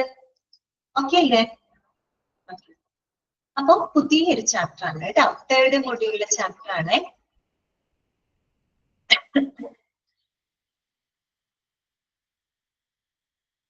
ചാപ്റ്ററിന്റെ പേര് നോട്ട് ചെയ്ത് വെച്ചോളൂ കേട്ടോ. പേജ് നമ്പർ ഒന്ന് മെൻഷൻ ചെയ്തോളൂ. എല്ലാവർക്കും എടുത്തു വെക്കാൻ സൗകര്യം ഉണ്ട് കേട്ടോ. 3rd മൊഡ്യൂളിലെ 6ാമത്തെ ചാപ്റ്റർ ആണ് മെഡിക്കൽ റെക്കോർഡ്സ് കേട്ടോ. 43 അല്ലെ? ഓക്കെ, പേജ് നമ്പർ 43 എടുത്തു വെക്കാം കേട്ടോ എല്ലാവരുടെ ടെക്സ്റ്റ് ബുക്കിനകത്ത്. 6ാമത്തെ ചാപ്റ്റർ ആണ് medical records. Okay, medical record എന്നൊക്കെ നമ്മൾ പലപ്പോഴും കേട്ടിട്ടുള്ള ഒരു വാക്കാണ് അല്ലെ. മെഡിക്കൽ റെക്കോർഡ് എന്താണ്? മെഡിക്കൽ റെക്കോർഡ് എന്ന് പറഞ്ഞു കഴിഞ്ഞാൽ എന്താണ് മെഡിക്കൽ റെക്കോർഡ്? നിങ്ങൾക്ക് എന്താ അറിയാവുന്നത് മെഡിക്കൽ റെക്കോർഡിനെ പറ്റിയിട്ട്? അറിയാവുന്നതൊന്ന് പറഞ്ഞൊന്ന് മെസ്സേജ് ചെയ്തേ നോക്കട്ടെ. തെറ്റാനും കുഴപ്പമൊന്നുമില്ല. പക്ഷെ പിന്നെ പറയേണ്ട പേഷ്യന്റ്. ഓക്കെ, പേഷ്യന്റിന്റെ എന്താണ്? പേഷ്യന്റിന്റെ റിസൾട്ടുകളൊക്കെ രേഖപ്പെടുത്തിയിരിക്കുന്ന റെക്കോർഡ്. ഓക്കെ, കറക്റ്റ് ആണ്. പിന്നെ വേറെ റിപ്പോർട്ടുകള്. ഓക്കെ, അന്നെ പറഞ്ഞു ഡീറ്റെയിൽസ്, ആക്കിയ ഡീറ്റെയിൽസ് പറഞ്ഞു, ശ്രദ്ധ പറഞ്ഞു പേഷ്യന്റിന്റെ ഡീറ്റെയിൽസ്, അനുസന്ധി പറഞ്ഞു സമ്മറി. അത് തന്നെ, അത്ര തന്നെ ഉള്ളൂ മെഡിക്കൽ റെക്കോർഡ്. എല്ലാവരും പറയുന്ന record personal details, name, address etcetera. Okay, അത് കറക്റ്റ് ആണ് കേട്ടോ. ഓക്കെ, അപ്പൊ ചുരുക്കി പറഞ്ഞാൽ എന്താണ്? നിങ്ങൾ പറഞ്ഞത് കറക്റ്റ് ആണ് അല്ലെ? എന്താണ് മെഡിക്കൽ റെക്കോർഡ് എന്ന് പറഞ്ഞാൽ? ഒരു പേഷ്യന്റിന്റെ എല്ലാ ഡീറ്റെയിൽസുകളെ പറ്റിയിട്ടുള്ള വളരെ കോംപ്രിഹെൻസീവ് ആയിട്ടുള്ള ഒരു റെക്കോർഡ് അല്ലെ? അതിനെയാണ് നമ്മൾ എന്ത് പറയുന്നത്? മെഡിക്കൽ റെക്കോർഡ് എന്ന് പറയുന്നത് അല്ലെ? ചുരുക്കി പറഞ്ഞ എന്താണ്? ഇറ്റ് ഈസ് ദ ഡീറ്റെയിൽഡ് അല്ലെ, ഡീറ്റെയിൽഡ് ഹിസ്റ്ററി ഓഫ് എന്താണ്? The patient's interactions with health care providers അല്ലെ? അതായത് ഈ പറയുന്ന പേഷ്യൻസിന് അവരുടെ ഹെൽത്ത് കെയർ പ്രൊവൈഡേഴ്സുമായിട്ടുള്ള ആ ഒരു ഇടപെടലുകളെ പറ്റിയിട്ടുള്ള വളരെ ഡീറ്റെയിൽഡ് ആയിട്ടുള്ള ഒരു ഡോക്യുമെന്റ് അല്ലെ? That is called as medical record. Medical റെക്കോർഡിന് പറയുന്ന മറ്റു പേരുകൾ എന്തൊക്കെയാണ്? ഹെൽത്ത് റെക്കോർഡ്, ഹെൽത്ത് ചാർട്ട് എന്നൊക്കെ നമ്മൾ എന്തിനെ വിശേഷിപ്പിക്കുന്നു കേട്ടോ. അപ്പൊ അതൊക്കെ നിങ്ങൾ മനസ്സിലുണ്ടായിരിക്കാം. മെഡിക്കൽ റെക്കോർഡിന് നമുക്ക് എന്ത് പറയാം? ഹെൽത്ത് റെക്കോർഡ് എന്ന് പറയാം, അല്ലെങ്കിൽ ഹെൽത്ത് ചാർട്ട് എന്നൊക്കെ നമുക്ക് പറയാം. ഓക്കെ, അപ്പോ ഈ ചാപ്റ്റർ അത്യാവശ്യം വലിയൊരു ചാപ്റ്റർ ആണ്. പക്ഷെ കുഴപ്പമില്ല, നമുക്ക് എളുപ്പമാണ്. എന്ന് വെച്ചാൽ ഒരുപാട് എന്താ പറയാ ബുദ്ധിമുട്ടുള്ള കാര്യങ്ങളൊന്നും ഇതിനകത്ത് പറയുന്നില്ല. ചില പോയിന്റുകളൊക്കെ ഉണ്ട്, അത് മാത്രം നിങ്ങൾ നോട്ട് ചെയ്ത് വെച്ചാൽ മതി കേട്ടോ. മെഡിക്കൽ റെക്കോർഡ് എന്താന്നൊക്കെ നമ്മൾ പഠിക്കുന്നുണ്ട്. പിന്നെ നമ്മൾ ഒരു മെഡിക്കൽ റെക്കോർഡുമായിട്ട് ബന്ധപ്പെട്ട പോളിസികളെ പറ്റിയിട്ട് പഠിക്കുന്നുണ്ട്. അതൊക്കെ നമുക്ക് അറിയാവുന്നതാണ്. നമ്മളൊക്കെ ഹോസ്പിറ്റലിൽ പോയിട്ടുള്ള ആൾക്കാരാണ് അല്ലെ? നമ്മൾ ഹോസ്പിറ്റലിലൊക്കെ പോയിട്ടുള്ള ആൾക്കാരാണ്. നമ്മുടെ അനുഭവങ്ങൾ തന്നെയാണ്, നമുക്ക് അറിയാവുന്ന കാര്യങ്ങളാണ് അതിനകത്ത് എഴുതി വെച്ചിരിക്കുന്നത് കേട്ടോ. പിന്നെ നമുക്കൊരു സംശയങ്ങൾ വരുന്നത് മെഡിക്കൽ റെക്കോർഡിന്റെ കണ്ടന്റുകളെ പറ്റി പറയുന്നുണ്ട്. പിന്നെ നമ്മൾ മെഡിക്കൽ റെക്കോർഡ് ഫയലിംഗ് സിസ്റ്റം, അതൊന്നും പക്ഷെ അത്ര ഫെമിലിയർ അല്ല കേട്ടോ. ഫയലിംഗ് സിസ്റ്റം ഒന്നും ഞങ്ങൾക്ക് അധികം ഫെമിലിയർ ആയിരിക്കില്ല. അതൊക്കെയാണ് എടുത്തു പഠിക്കാനുള്ളത്. ഫയലിംഗ് സിസ്റ്റം, നമ്പറിംഗ് സിസ്റ്റം, പിന്നെ ഫോർമാറ്റ് ഉണ്ട്. മെഡിക്കൽ റെക്കോർഡില് നമ്മൾ എഴുതുന്ന രീതിക്ക് ഒരു പ്രത്യേക ഒരു ഫോർമാറ്റ് ഉണ്ട്. നമ്മളൊരു അപ്ലിക്കേഷൻ ഒക്കെ അയക്കുമ്പോൾ അതിന്റെ ഒരു ഫോർമാറ്റ് ഇല്ലേ, എന്നതുപോലെ തന്നെ മെഡിക്കൽ റെക്കോർഡിന്റെ കണ്ടന്റുകൾ എഴുതുന്നതിലും അതിനതിൻ്റെതായ ചില ഫോർമാറ്റുകളുണ്ട്. പല ടൈപ്പ് ഓഫ് ഫോർമാറ്റുകളൊക്കെ നമ്മൾ ഉപയോഗിക്കുന്നുണ്ട്. അത്രയ്ക്കും കാര്യങ്ങളാണ് ഈ ഒരു ചാപ്റ്ററിനകത്ത് പറയുന്നത്. പക്ഷെ എളുപ്പമാണ്, മനസ്സിലാക്കാനൊക്കെ എളുപ്പമായിട്ടുള്ള കാര്യങ്ങൾ. അപ്പൊ ഈ ഒരു ചാപ്റ്റർ പഠിച്ചു കഴിയുമ്പോൾ ഏകദേശം നമുക്ക് മെഡിക്കൽ റെക്കോർഡിനെ പറ്റി നല്ലൊരു ഡീറ്റെയിൽഡ് ആയിട്ടുള്ള ഒരു എന്താ പറയാ ഒരു ഇൻഫർമേഷൻ നമുക്ക് കിട്ടും. ഓക്കെ, അപ്പൊ ചാപ്റ്ററിലേക്ക് കടക്കാം കേട്ടോ. Chapter number 6 medical records. Okay, അപ്പൊ അതൊരു ഇൻട്രൊഡക്ഷൻ ആയിട്ട് കുറച്ച് കാര്യങ്ങളൊക്കെ അവിടെ എഴുതിയിട്ടുണ്ട്. അതൊന്ന് ശ്രദ്ധിച്ചിരിക്കാൻ, ചിലപ്പോ പെട്ടെന്ന് മനസ്സിലാവുന്നില്ല, ഇതൊന്ന് ശ്രദ്ധിക്കുക. എളുപ്പമുള്ള പോയിന്റുകളുണ്ട് കേട്ടോ. നോക്കാം. Medical record means who, what, why, where and when of patient care to the hospital. ശരിക്കും മെഡിക്കൽ റെക്കോർഡിന്റെ ഒരു ഡെഫിനേഷൻ ആണ് പറഞ്ഞിരിക്കുന്നത്. പക്ഷെ ആ ഡെഫിനേഷൻ നമുക്ക് കേൾക്കുമ്പോൾ ഇത് സുഖമായിട്ട് തോന്നുന്നില്ല അല്ലെ. അതായത് എന്താണ് മെഡിക്കൽ റെക്കോർഡ് എന്ന് പറഞ്ഞാൽ ഒരു പേഷ്യന്റിന്റെ പരിചരണവുമായിട്ട് ബന്ധപ്പെട്ട 5 Ws ആണ് മെഡിക്കൽ റെക്കോർഡ് എന്ന് പറയുന്നത്. അതാണ് അവിടെ എഴുതി വെച്ചിരിക്കുന്നത് കേട്ടോ. ഒരു മെഡിക്കൽ റെക്കോർഡ് എന്ന് പറഞ്ഞു കഴിഞ്ഞാൽ പേഷ്യന്റിന്റെ പരിചരണവുമായിട്ട് ബന്ധപ്പെട്ട 5 Ws, 5 Ws. ഇതൊക്കെയാണ് ആ 5 Ws ഓഫ് പേഷ്യന്റ് കെയർ എന്ന് പറയുന്നത്. ഒന്ന് ഹൂ എന്ന് പറഞ്ഞാൽ എന്താണ്, അതായത് who are the patients. Patients ആരാണ്, അതാണ് നിങ്ങൾ പറഞ്ഞത്. പേഷ്യന്റിന്റെ ഡീറ്റെയിൽസും കാര്യങ്ങളൊക്കെ ഉണ്ടാവും പറഞ്ഞു അല്ലെ. ആരാണ് പേഷ്യൻസ്? പേഷ്യൻസിന്റെ ബേസിക് ആയിട്ടുള്ള എല്ലാ ഇൻഫർമേഷൻ, പേഷ്യന്റിന്റെ പേര്, അവരുടെ അഡ്രസ്, അവരുടെ എല്ലാവിധ ഡീറ്റെയിൽസുകൾ അതിനകത്തുണ്ടാവും. പേഷ്യന്റിന്റെ മാത്രമാണ് ഉണ്ടായിരിക്കാം, അല്ല അവർക്ക് പരിചരണങ്ങൾ കൊടുക്കുന്ന ഹെൽത്ത് കെയർ പ്രൊവൈഡേഴ്സിന്റെയും വിശദാംശങ്ങൾ, ഡീറ്റെയിൽസുകൾ ഇതിനകത്ത് ഉണ്ടായിരിക്കും, മെഡിക്കൽ റെക്കോർഡിനകത്ത് ഉണ്ടായിരിക്കും. അപ്പൊ ഹൂ മനസ്സിലായല്ലോ. ഹൂ ആരാണ്? Who are the patient and who are the health care providers അല്ലെ. അതായത് പേഷ്യൻസ് ആരാണ്, അതുപോലെ പേഷ്യൻസിന് പരിചരണം കൊടുക്കുന്ന ഹെൽത്ത് കെയർ പ്രൊവൈഡേഴ്സ് ആരൊക്കെയാണ്, അവരുടെ ഡീറ്റെയിൽസുകളാണ് നമ്മൾ ഹൂവിനകത്ത് ഉൾപ്പെടുത്തുന്നത്. രണ്ടാമത് വരുന്നത് വാട്ട്. വാട്ട് എന്ന് പറഞ്ഞാൽ എന്താണ്, അതായത് എന്താണെന്ന് വെച്ച് കഴിഞ്ഞാൽ what procedures or what diagnosis or what treatments are എന്താണ് done in a patient അല്ലെ. നമ്മൾ ഒരു പേഷ്യന്റില് എന്തൊക്കെ ട്രീറ്റ്മെന്റുകളാണ് കൊടുക്കുന്നത്, അല്ലെങ്കിൽ എന്തൊക്കെ പരിചരണങ്ങളാണ് നമ്മൾ കൊടുക്കുന്നത്, എന്തൊക്കെ നടപടിക്രമങ്ങളാണ് നമ്മൾ എടുക്കുന്നത്, എന്തൊക്കെ രോഗനിർണയങ്ങളാണ് നമ്മൾ ചെയ്യുന്നത്, അങ്ങനെയുള്ള കാര്യങ്ങളെ പറ്റിയുള്ള ഡീറ്റെയിൽസും ഇതിനകത്തുണ്ട്, മെഡിക്കൽ റെക്കോർഡിനകത്ത് ഉണ്ട്. ഓക്കെ, പിന്നെന്താണ് വൈ. വൈ എന്തുകൊണ്ടാണ് ആ രോഗിയെ ഹോസ്പിറ്റലിൽ നമുക്ക് അഡ്മിറ്റ് ചെയ്യേണ്ടതായിട്ട് വന്നത്, എന്തുകൊണ്ടാണ് ആ ഒരു പേഷ്യന്റ് ഹോസ്പിറ്റലിലോട്ട് വന്നത് അല്ലെ, എന്തുകൊണ്ടാണ് ഇങ്ങനെയുള്ള സിംറ്റംസുകൾ ഉണ്ടായിട്ടുള്ളത്, അല്ലെ രോഗലക്ഷണങ്ങൾ ഉണ്ടാവാനുള്ള കാരണം എന്താണ്. അപ്പൊ ഇങ്ങനെയുള്ള ഡീറ്റെയിൽസുകളും ഇതിനകത്തുണ്ട്, മെഡിക്കൽ റെക്കോർഡിനകത്തുണ്ട്. പിന്നെന്താണ് വേറാണ് അല്ലെ. നാലാമത്തെ W വേറാണ്. വേർ എന്ന് വെച്ച് കഴിഞ്ഞാൽ എന്താണ്, areas or locations the patient has been treated അല്ലെ. ഒരു പേഷ്യന്റിനെ നമ്മൾ ട്രീറ്റ് ചെയ്യുന്ന ഏരിയകള്, ലൊക്കേഷൻസ് ഏതൊക്കെയാണ്, ഹോസ്പിറ്റലിലാണോ, ക്ലിനിക്കിലാണോ, ഇനി ഹോസ്പിറ്റലിൽ തന്നെ ഏത് ഡിപ്പാർട്ട്മെന്റ് ആണ്, കാർഡിയോളജി ഡിപ്പാർട്ട്മെന്റിലാണോ, അല്ലെങ്കിൽ പൾമണോളജി ഡിപ്പാർട്ട്മെന്റിലാണോ, ICU-വിലാണോ, വാർഡിലാണോ, റൂമിലാണോ അല്ലെ, എവിടെയൊക്കെയാണ് ആ പേഷ്യന്റിന് പരിചരണങ്ങൾ കൊടുക്കുന്നത്, അതൊക്കെ അതിനകത്ത് രേഖപ്പെടുത്തിയിട്ടുണ്ടാവും. ഓക്കെ, ദെൻ ലാസ്റ്റ് എന്താണ്, വെന്നാണ് അല്ലെ. എപ്പോഴൊക്കെയാണ് നമ്മൾ പേഷ്യൻസിന് കെയർ കൊടുക്കുന്നത്, എപ്പോഴൊക്കെയാണ് നമ്മൾ പേഷ്യന്റിന് പരിചരണങ്ങൾ കൊടുക്കുന്നത്, എപ്പോഴൊക്കെയാണ് നമ്മൾ പേഷ്യൻസിന് മരുന്നുകൾ കൊടുക്കുന്നത് അല്ലെ. ഇതൊക്കെ എന്താണ്, ഇതിനുള്ള ഡീറ്റെയിൽസും പേഷ്യന്റിന്റെ റെക്കോർഡിനകത്ത് ഉണ്ടായിരിക്കും. ചുരുക്കി പറഞ്ഞ എന്താണ്, ഒരു പേഷ്യന്റ് കെയറുമായിട്ട് ബന്ധപ്പെട്ട 5 Ws അല്ലെ, അതെല്ലാം തന്നെ ഇതിനകത്ത് മെഡിക്കൽ റെക്കോർഡിനകത്ത് ഉണ്ടായിരിക്കും.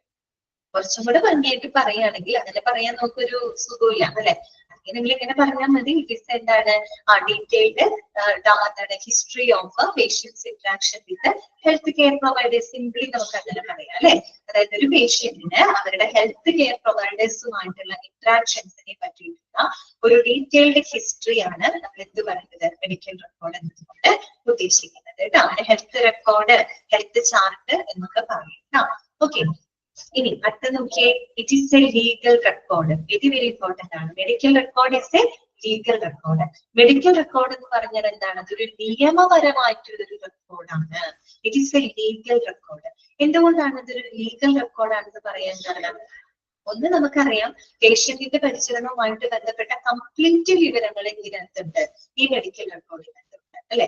അതുകൂടാതെ ഇപ്പൊ നമുക്ക് നിയമപരമായിട്ട് എന്തെങ്കിലും ആവശ്യങ്ങൾ വന്നു, എന്തെങ്കിലും ലീഗൽ പ്രൊസീഡിങ്സിലോ എന്തെങ്കിലും മാൽ പ്രാക്ടീസുകളോ കാര്യങ്ങളൊക്കെ ഉണ്ടായി കഴിഞ്ഞാൽ അതിനൊക്കെയുള്ള ഒരു എവിഡൻസിനുള്ള രീതിയിൽ നമ്മൾ സബ്മിറ്റ് ചെയ്യുന്നത് മെഡിക്കൽ റെക്കോർഡാണ്. കാര്യം ഇതെല്ലാം വിവരങ്ങളും ഡോക്യുമെന്റഡ് ആണ് അല്ലെ. അപ്പൊ ലീഗൽ പ്രൊസീഡിങ്സിന്റെ ഭാഗമായിട്ട് നമ്മൾ മെഡിക്കൽ റെക്കോർഡ് ഉപയോഗിക്കുന്നുണ്ട്. പിന്നെ ഈ പറയുന്ന മെഡിക്കൽ റെക്കോർഡ് എന്ന് പറയുന്നത് പേഷ്യൻസിന്റെ അവകാശങ്ങളും ഹെൽത്ത് കെയർ പ്രൊവൈഡേഴ്സിന്റെ എന്താണ് ഇൻട്രസ്റ്റുകളും പ്രൊട്ടക്ട് ചെയ്യുന്ന ഒരു റെക്കോർഡ് കൂടിയാണ്. ഓക്കെ, അപ്പൊ ഇങ്ങനെയുള്ള കാരണങ്ങൾ കൊണ്ടാണ് നമ്മൾ എന്ത് പറയുന്നത്, മെഡിക്കൽ റെക്കോർഡ് എന്ന് പറയുന്നത് ഒരു ലീഗൽ റെക്കോർഡാണെന്ന് പറയുന്നത്. മനസ്സിലായോ? Medical record is a legal record. ഈ സ്റ്റേറ്റ്മെന്റ് ട്രൂ ആണോ ഫാൾസ് ആണോ? ട്രൂ ആണ്. കാര്യം നിയമപരമായിട്ടുള്ള ആവശ്യങ്ങൾക്ക് നമ്മൾ ഉപയോഗിക്കുന്നുണ്ട് അല്ലെ, എന്തെങ്കിലും എവിഡൻസ് ആയിട്ട് നമ്മൾ ഉപയോഗിക്കുന്നുണ്ട്. പിന്നെ പേഷ്യന്റിന്റെ റൈറ്റ്സ്, അതുപോലെ ഹെൽത്ത് കെയർ പ്രൊവൈഡേഴ്സിന്റെ ഇൻട്രസ്റ്റ്, ഇതെല്ലാം തന്നെ പ്രൊട്ടക്ട് ചെയ്യുന്നതിന് മെഡിക്കൽ റെക്കോർഡ് കാരണമാണ്, അല്ലെങ്കിൽ മെഡിക്കൽ റെക്കോർഡ് അതിന് വലിയൊരു റോള് വരുന്നുണ്ട് കേട്ടോ.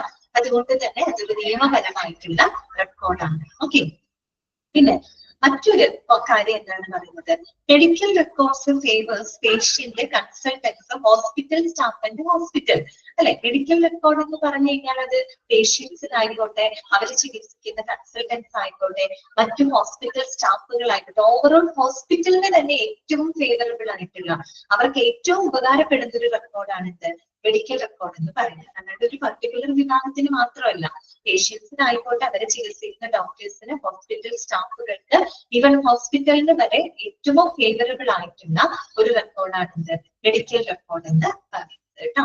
പിന്നെ അടുത്ത നോക്കിയേ, the legal aspects includes requirements and principles related to making the medical record, including its content, using and restraining the record, maintaining it, obtaining it and releasing the information from it. പോയിന്റുകളൊന്നും അല്ല കേട്ടോ, അതൊന്നും point അല്ല. അത് point എന്ന് പറഞ്ഞാൽ legal record ഒരു point ആണ്. പിന്നെ മെഡിക്കൽ റെക്കോർഡ് എന്ന് പറഞ്ഞത് പേഷ്യൻസിനും കൺസൾട്ടൻസിനും ഹോസ്പിറ്റൽ സ്റ്റാഫുകൾക്കും ഹോസ്പിറ്റലും ഒരുപാട് ഫേവർ ചെയ്യുന്ന ഒരു റെക്കോർഡാണ്. അതൊക്കെ മനസ്സിലാക്കി വെക്കാം.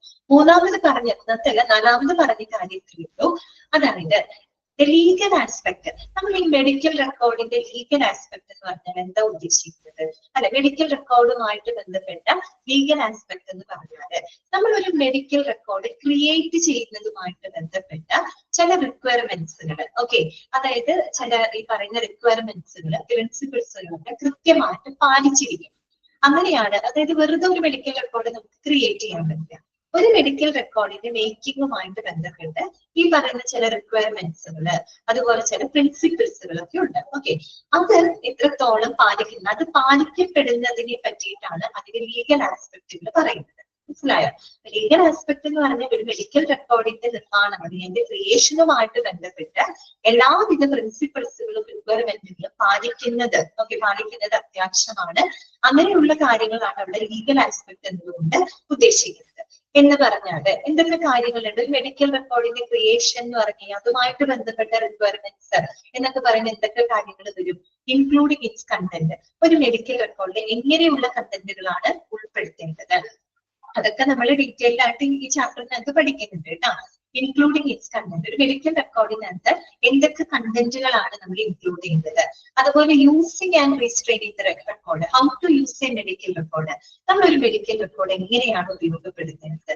അതുപോലെ റീസ്ട്രെയിനിങ് ദ റെക്കോർഡ്, റീസ്ട്രെയിൻ ചെയ്യാന്ന് വെച്ചാൽ എന്താ, കൺട്രോൾ ചെയ്യാന്നുള്ള അർത്ഥമാണ്. അതായത് ആർക്കൊക്കെയാണ് മെഡിക്കൽ റെക്കോർഡുകൾ കൺട്രോൾ ചെയ്യാനായിട്ട് സാധിക്കുക. എല്ലാ ആളുകൾക്കും ഒന്നും മെഡിക്കൽ റെക്കോർഡ് എടുക്കാനോ അതിലെ വിവരങ്ങൾ ആക്സസ് ചെയ്യാനൊന്നും പറ്റില്ല. അതിലിപ്പോ ഓതറൈസ്ഡ് ആയിട്ടുള്ള ആളുകൾക്ക് മാത്രമേ സാധിക്കുള്ളൂ കേട്ടോ. അപ്പൊ അതാണ് അവിടെ പറയുന്നത്, how to restraining the record, ആ മെഡിക്കൽ റെക്കോർഡിന്റെ വിവരങ്ങൾ ആർക്കൊക്കെ കൺട്രോൾ ചെയ്യാം, ആർക്കൊക്കെ അത് റെഗുലേറ്റ് ചെയ്യാം. Maintaining it, how to maintain a medical record, എങ്ങനെയാണ് ഒരു മെഡിക്കൽ റെക്കോർഡ് മെയിൻറ്റെയിൻ ചെയ്യുന്നത്. ഓക്കെ, അതുപോലെ ഒബ്റ്റെയിനിങ് ഇറ്റ്, ആർക്കൊക്കെ മെഡിക്കൽ റെക്കോർഡുകൾ ലഭിക്കാം, ഓക്കെ, ആർക്കൊക്കെ മെഡിക്കൽ റെക്കോർഡുകൾ പ്രൊവൈഡ് ചെയ്യാം. And releasing information from it, ആർക്കൊക്കെ അതിലുള്ള ഇൻഫർമേഷൻസ് വരെ റിലീസ് ചെയ്യാം. അതിന്റെ എങ്ങനെയുള്ള ഇൻഫർമേഷൻസിനെയാണ് മെഡിക്കൽ റെക്കോർഡിൽ നിന്നിട്ട് റിലീസ് ചെയ്യാനായിട്ട് സാധിക്കുന്നത്. അങ്ങനെ ഒരു മെഡിക്കൽ റെക്കോർഡുമായിട്ട് ബന്ധപ്പെട്ട എല്ലാ വിവരങ്ങളുടെയും ആ ഒരു ഉൾക്കൊള്ളുന്നതാണ് അതിന്റെ ലീഗൽ ആസ്പെക്ട് ആയിട്ട് അവിടെ പറയുന്നത്. അതിനകത്ത് വേറെ കാര്യങ്ങളൊന്നുമില്ല. ഈ കാര്യങ്ങളൊക്കെ നമ്മൾ ഡീറ്റെയിൽഡ് ആയിട്ട് ഈ ചാപ്റ്ററിനകത്ത് പഠിക്കുന്നത്. കണ്ടന്റ് എന്താണ്, അതുപോലെ എങ്ങനെ അത് ഉപയോഗപ്പെടുത്തണം, ഏത് രീതിയിൽ അത് മെയിൻറ്റെയിൻ ചെയ്യണം, എങ്ങനെയുള്ളവർക്കാണ് അതിൽ ഇൻഫർമേഷൻസ് റിലീസ് ചെയ്യാൻ പറ്റുക, എങ്ങനെയുള്ളവർക്കൊക്കെയാണ് മെഡിക്കൽ റെക്കോർഡുകൾ പ്രൊവൈഡ് ചെയ്യാൻ പറ്റുക, അത്തരം കാര്യങ്ങളൊക്കെ നമ്മൾ ഡീറ്റെയിൽഡ് ആയിട്ട് ഈ ചാപ്റ്ററിനകത്ത് പഠിക്കുന്നുണ്ട് കേട്ടോ. ഇനി നോക്കിയേ, the hospital puts together and it keeps the medical records mainly for the benefit of the patient. നമ്മൾ നേരത്തെ ഒരു പോയിന്റ് പറഞ്ഞു, മെഡിക്കൽ റെക്കോർഡ് എന്ന് പറഞ്ഞ പേഷ്യന്റിനും ഹോസ്പിറ്റൽ സ്റ്റാഫുകൾക്കും കൺസൾട്ടൻസിനും എല്ലാവർക്കും ഒരുപോലെ ഫേവറബിൾ ആയിട്ടുള്ള ഒരു റെക്കോർഡാണെന്ന് പറയുന്നത് അല്ലെ. അപ്പോ നമ്മൾ ഈ പറയുന്ന ഹോസ്പിറ്റല് മെഡിക്കൽ റെക്കോർഡുകളൊക്കെ ഒരുമിച്ച് എന്താ പറയുക കളക്ട് ചെയ്ത് അല്ലെങ്കിൽ മെഡിക്കൽ റെക്കോർഡുകൾ എന്തിനാണ് ഇങ്ങനെ സൂക്ഷിക്കുന്നതിന്റെ ഉദ്ദേശത്തിന് വേണ്ടിയിട്ടാണ്? It is mainly for the benefit of the patient അല്ലെ. പേഷ്യന്റിന്റെ ബെനിഫിറ്റിന് വേണ്ടിയിട്ടാണ് അല്ലെ, അവരുടെ പ്രയോജനങ്ങൾക്ക് വേണ്ടിയിട്ടാണ് നമ്മൾ ഈ പറയുന്ന മെഡിക്കൽ റെക്കോർഡ്സുകൾ സൂക്ഷിക്കുന്നത്. ഓക്കെ, പിന്നെ മാത്രമല്ല medical records are also kept as a guide to consultants. Consultants എന്ന് വെച്ചാൽ ഡോക്ടേഴ്സിന് ഒരു ഗൈഡ് എന്നുള്ള രീതിയിൽ ഉപയോഗപ്പെടുത്താനും മെഡിക്കൽ റെക്കോർഡ് സഹായിക്കുന്നുണ്ട്.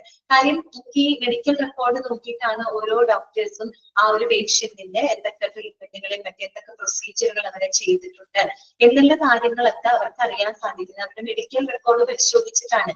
കാര്യം ഒരു ഡോക്ടറെ സംബന്ധിച്ച് ഒരുപാട് പേഷ്യൻസിനെ കൺസൾട്ട് ചെയ്യുന്നുണ്ട്, അത്തരം കാര്യങ്ങളൊക്കെ ഓർത്തിരിക്കാൻ പറ്റുമോ?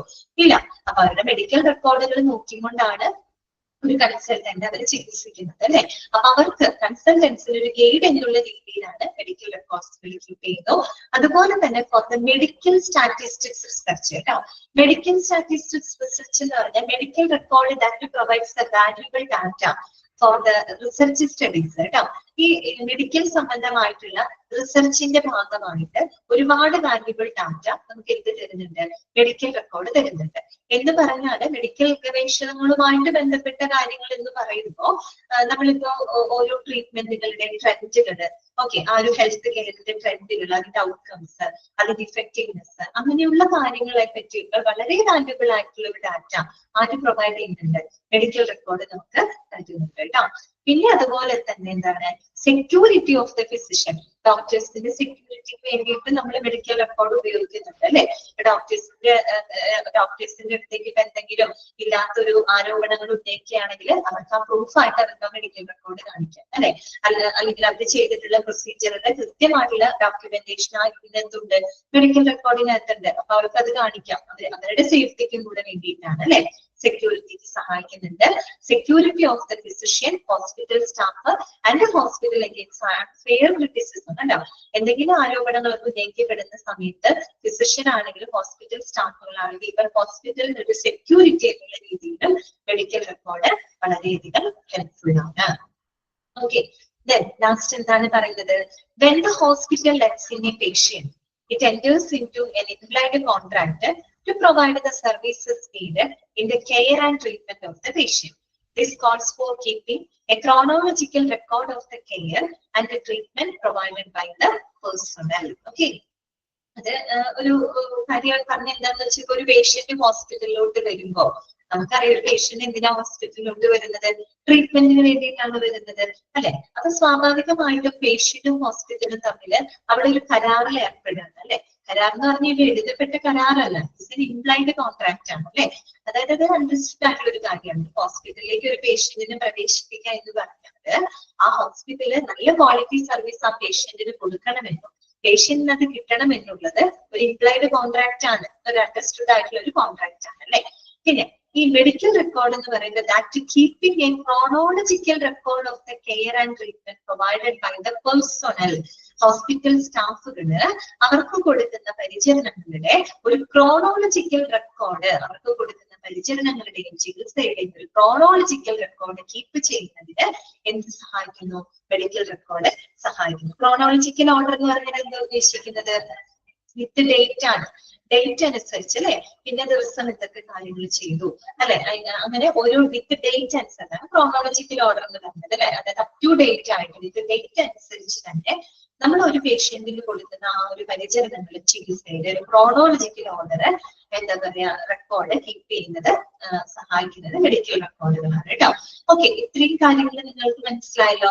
അപ്പൊ മെഡിക്കൽ റെക്കോർഡ് എന്ന് പറഞ്ഞു കഴിഞ്ഞാൽ ഒരു പേഷ്യന്റിന്റെ പരിചരണവുമായിട്ട് ബന്ധപ്പെട്ട എല്ലാ ഡീറ്റെയിൽസും വളരെ കോംപ്രിഹെൻസീവ് ആയിട്ടുള്ള ഡോക്യുമെന്റ് ആണ്. ഓക്കെ, അതൊരു ലീഗൽ റെക്കോർഡാണ്. പിന്നെ മെഡിക്കൽ റെക്കോർഡ് എന്ന് പറഞ്ഞ പേഷ്യൻസിന് കൺസൾട്ടൻസിന് ഹോസ്പിറ്റൽ സ്റ്റാഫുകൾക്കും ഹോസ്പിറ്റലിൽ ഒരുപോലെ ഫേവർ ചെയ്യുന്ന ഒരു റെക്കോർഡാണ്. പിന്നെ ഹോസ്പിറ്റലുകൾ പ്രധാനമായിട്ടും മെഡിക്കൽ റെക്കോർഡുകൾ കീപ്പ് ചെയ്യുന്നത് പേഷ്യൻസിന്റെ ആ ഒരു ബെനിഫിറ്റിന് വേണ്ടിയിട്ടാണ്. അത് കൺസൾട്ടൻസിന് ഒരു സെക്യൂരിറ്റിക്കാണ്, അത് കൺസൾട്ടൻസിന് ഒരു ഗെയിൻ ആയിട്ട് ഉപയോഗിക്കാം. അതുപോലെ തന്നെ മെഡിക്കൽ റെക്കോർഡ് എന്ന് പറഞ്ഞ റിസർച്ച് സ്റ്റഡീസിന്റെ ഭാഗമായിട്ട് നമുക്ക് ഉപയോഗപ്പെടുത്താം. അതോടൊപ്പം ഡോക്ടേഴ്സിനും ഹോസ്പിറ്റൽ സ്റ്റാഫുകൾക്കും ഹോസ്പിറ്റലിൽ സെക്യൂരിറ്റി എന്ന രീതിയിലും മെഡിക്കൽ റെക്കോർഡ് വളരെയധികം ഇമ്പോർട്ടന്റ് ആണ്. ഇവരെ മെഡിക്കൽ റെക്കോർഡ് എന്ന് പറയുന്നത് ഒരു പേഷ്യന്റിന് കൊടുക്കുന്ന പരിചരണങ്ങളുടെയും ട്രീറ്റ്മെന്റിന്റെയും ക്രോണോളജിക്കൽ ഓർഡറിന്റെ വിവരങ്ങൾ റെക്കോർഡ് ചെയ്യാനായിട്ട് സഹായിക്കും. ഓക്കെ, ഇത്തിരി നോക്കിയാണോ? നിങ്ങൾ വേണം ജസ്റ്റ് അതൊക്കെ വായിച്ചു നോക്കൂ കേട്ടോ.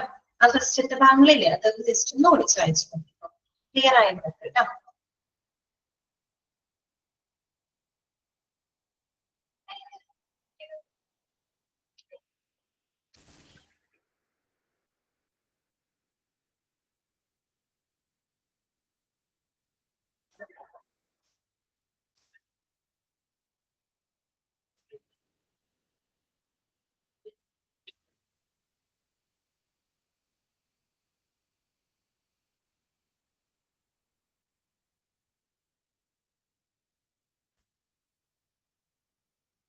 ഓക്കെ, ക്ലിയർ ആണ് വിചാരിക്കുന്നു കേട്ടോ. അപ്പൊ നമുക്ക് അടുത്ത ഭാഗത്തേക്ക് പോകാം.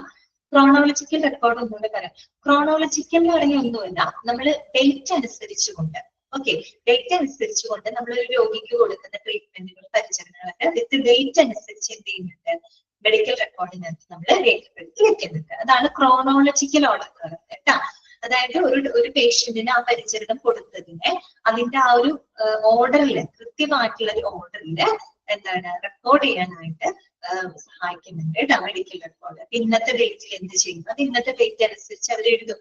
നാളത്തെ ഡേറ്റിൽ ആ രോഗിക്ക് എന്താണ് ചെയ്തത് ആ നാളത്തെ ഡേറ്റ് അനുസരിച്ച് എഴുതി വെക്കും. ഇനി ഈ പേഷ്യന്റ് ഡിസ്ചാർജ് ചെയ്ത് പോയി 2-3 മാസങ്ങൾക്ക് ശേഷം മറ്റെന്തെങ്കിലും അസുഖങ്ങളായിട്ട് ആ പേഷ്യന്റ് ഹോസ്പിറ്റലിൽ വരുന്നു, അന്ന് തൊട്ടുള്ള കാര്യങ്ങൾ ഒരു കൃത്യമായിട്ടുള്ള ഒരു ഓർഡറിൽ ആ ഒരു മെഡിക്കൽ റെക്കോർഡിനകത്ത് ഉണ്ടായിരിക്കും കേട്ടോ. ഓക്കെ, അതാണ് അവിടെ ഉദ്ദേശിച്ചത്. ക്ലിയർ ആയി വിചാരിക്കണം. ഇനി നമുക്ക് നോക്കാനുള്ളത് standards for medical record services കേട്ടോ. ഈ മെഡിക്കൽ റെക്കോർഡിന്റെ സേവനങ്ങളുമായിട്ട് ബന്ധപ്പെട്ട ചില സ്റ്റാൻഡേർഡുകളാണ് ഇവിടെ പറയുന്നത്. സ്റ്റാൻഡേർഡുകൾ എന്താണെന്നല്ല, എന്താണ് സ്റ്റാൻഡേർഡ് എന്നുള്ളൊരു ഐഡിയ ആണ് നിങ്ങൾക്ക് ഇവിടെ തരുന്നത് അല്ലെ. ഓക്കെ, അപ്പൊ തരുന്നത് കേട്ടോ. നോക്കാം. ഫസ്റ്റ് പോയിന്റ് ഇതാണ്. Standards are normally a measure set by an expert authority as per rule for measuring quantity or quality. ഇതാണ് standards are normally a measure set by an expert authority as per rule for measuring quantity or quality. അതിപ്പോ medical സർവീസും medical റെക്കോർഡിന്റെ സേവനങ്ങളുമായിട്ട് മാത്രം ബന്ധപ്പെട്ട standard അല്ല കേട്ടോ പറയുന്നത്. എന്താണ് സ്റ്റാൻഡേർഡ് എന്ന് ഉദ്ദേശിച്ചത് നമുക്കറിയാം, ചില മാനദണ്ഡങ്ങളാണ് അല്ലെ. സ്റ്റാൻഡേർഡ് എന്ന് പറഞ്ഞാൽ it is A set of എന്താണ് റൂൾസ് ആൻഡ് റെഗുലേഷൻസ് എന്ന് നമുക്ക് പറയാം. Rules and regulations or guide lines അല്ലെ. ചില റൂൾസ് ആൻഡ് റെഗുലേഷൻസ് അല്ലെങ്കിൽ മാർഗനിർദ്ദേശങ്ങളാണ്. ആരാണ് അത് മുന്നോട്ട് വെക്കുന്നത്? It is set by an expert authority. ഒരു എക്സ്പെർട്ട് ആയിട്ടുള്ള ഒരു അതോറിറ്റി അവര് മുന്നോട്ട് വെക്കുന്ന ചില റൂൾസ്, റെഗുലേഷൻസ് അല്ലെങ്കിൽ ഗൈഡ് ലൈൻസ്, അതാണ് എന്ത് സ്റ്റാൻഡേർഡ് എന്ന് പറയുന്നത്. എന്തിനു വേണ്ടിയിട്ടാണ് നമ്മൾ ഇങ്ങനെയുള്ള സ്റ്റാൻഡേർഡുകൾ ഫോർമുലേറ്റ് ചെയ്യുന്നത്? വെറുതെ ആണോ? അല്ല. എന്തിനു വേണ്ടിയിട്ടാണ്? Four measuring quantity or quality അല്ലെ. ഈ പറയുന്ന നമ്മൾ കൊടുക്കുന്ന മെഡിക്കൽ റെക്കോർഡാണെങ്കിൽ മെഡിക്കൽ റെക്കോർഡ് കൊടുക്കുന്ന മെഡിക്കൽ റെക്കോർഡ് സേവനങ്ങളുമായിട്ട് ബന്ധപ്പെട്ട അതിന്റെ ക്വാളിറ്റി, അതുപോലെ തന്നെ അതിന്റെ ക്വാണ്ടിറ്റി, ഇങ്ങനെയുള്ള കാര്യങ്ങളൊക്കെ മെഷർ ചെയ്യുന്നതിന് വേണ്ടിയിട്ട് ഒരു എക്സ്പെർട്ട് അതോറിറ്റി മുന്നോട്ട് വെച്ചിട്ടുള്ള ഒരു കൂട്ടം റൂൾസ് ആൻഡ് റെഗുലേഷൻസ് അല്ലെങ്കിൽ ഗൈഡ് ലൈൻസ്, മാർഗനിർദ്ദേശങ്ങൾ, അതിനെയാണ് നമ്മൾ എന്ത് പറയുന്നത് സ്റ്റാൻഡേർഡ് എന്നതുകൊണ്ട് ഉദ്ദേശിക്കുന്നത് അല്ലെ. ഒരു കൃത്യമായിട്ടുള്ള സ്റ്റാൻഡേർഡ് ഉണ്ട്. സ്റ്റാൻഡേർഡ് എന്ന് പറഞ്ഞാൽ അതൊരു റൂൾസ് ആൻഡ് റെഗുലേഷൻസ് ആണ്. അതിനനുസരിച്ച് കൊണ്ടാണ്, അതിനെ ക്രൈറ്റീരിയ ആക്കി വെച്ചുകൊണ്ടാണ് നമ്മൾ മെഡിക്കൽ റെക്കോർഡിന്റെ ഈ പറയുന്ന ക്വാണ്ടിറ്റിയും അല്ലെങ്കിൽ അതിന്റെ സേവനങ്ങളുമായിട്ട് ബന്ധപ്പെട്ട ക്വാണ്ടിറ്റിയും ക്വാളിറ്റിയും ഒക്കെ നമ്മൾ മെഷർ ചെയ്യുന്നത് കേട്ടോ. ഓക്കെ, അത്രയുള്ളത്. ഇനി അടുത്ത പോയിന്റ് നോക്കിയേ. Accordings with standards is normally a condition of licensing, accreditation or payment of service. ഇനി ഇങ്ങനെയുള്ള സ്റ്റാൻഡേർഡുകൾക്ക് അനുസൃതമായിക്കൊണ്ട് ഇമ്പോർട്ടന്റ് ആണെന്ന് ഇമ്പോർട്ടന്റ് സ്റ്റാൻഡേർഡ് എന്താണെന്ന് ചോദിക്കും. നിങ്ങളോട് ചോദിക്കാൻ dash are normally measure set by an expert authority as the rule എന്ന് വെച്ചാൽ സ്റ്റാൻഡേർഡ് ആണ് കേട്ടോ. അപ്പൊ അത് ഒന്ന് അണ്ടർലൈൻ ചെയ്ത് വെച്ചോളൂ. ഇമ്പോർട്ടന്റ് എന്ന് പറഞ്ഞാൽ വെരി വെരി ഇമ്പോർട്ടന്റ് കേട്ടോ. കാര്യം മനസ്സിലാക്കി വെച്ചാൽ മതി. ഇമ്പോർട്ടന്റ് ആയിട്ടുള്ള ഭാഗങ്ങൾ വേറെ വരുന്നുണ്ട് കേട്ടോ. ഓക്കെ, അപ്പൊ നോക്കുക, accordings with standards is normally a condition of licensing accreditation or payment of service. നമ്മൾ ഇങ്ങനെയുള്ള സ്റ്റാൻഡേർഡുകൾ ഉണ്ടല്ലോ, സ്റ്റാൻഡേർഡ് എന്ന് പറയുമ്പോൾ നിങ്ങളുടെ മനസ്സിലുണ്ടാവുന്നത് ചില റൂൾസ് ആൻഡ് റെഗുലേഷൻസുകളാണ്. അതനുസരിച്ചുകൊണ്ട് വേണം നമ്മൾ അതിന്റെ ആ ഒരു ക്വാണ്ടിറ്റി ആയിക്കോട്ടെ ക്വാളിറ്റി ആയിക്കോട്ടെ നമ്മളതൊക്കെ നിശ്ചയിക്കുന്നത് ആ ഒരു സ്റ്റാൻഡേർഡുകൾ ബേസ് ചെയ്തിട്ടാണ് അല്ലെ.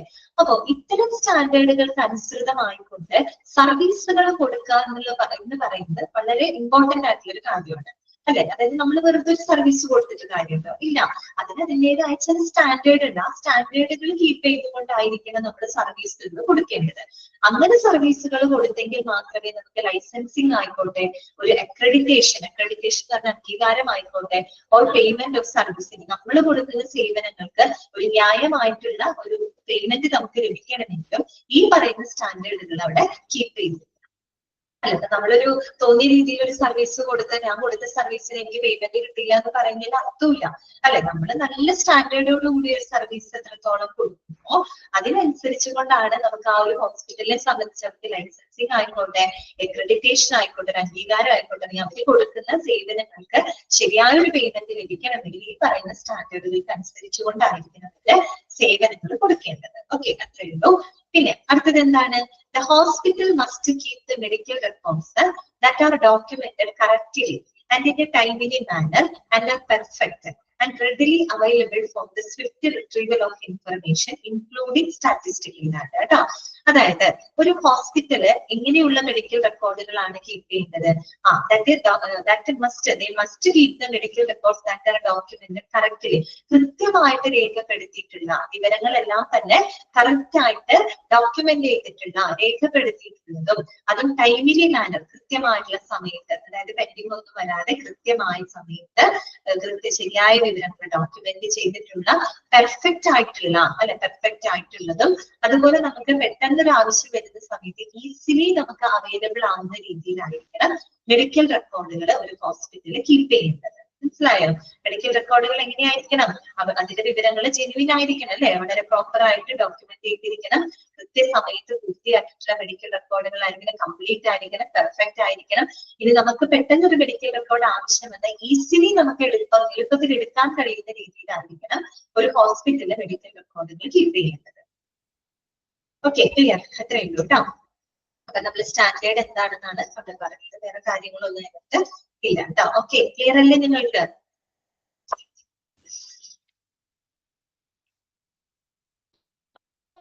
അപ്പൊ ഇനിയുള്ള ഭാഗങ്ങൾ ഇമ്പോർട്ടന്റ് ആണ് കേട്ടോ. ഇനി നമ്മൾ പറയാൻ പോകുന്ന കുറച്ച് കാര്യങ്ങളൊക്കെ ഇമ്പോർട്ടന്റ് ആണ്. നോക്കുക, the inpatient medical record must include at least the following. എന്താണ്? The inpatient medical record must include at least the following. ഇനി നമ്മൾ പഠിക്കാൻ പോകുന്നത് ഒരു ഇൻപേഷ്യന്റിന്റെ മെഡിക്കൽ റെക്കോർഡിൽ ഉൾപ്പെടുത്തേണ്ട കാര്യങ്ങൾ എന്തൊക്കെയാണ്.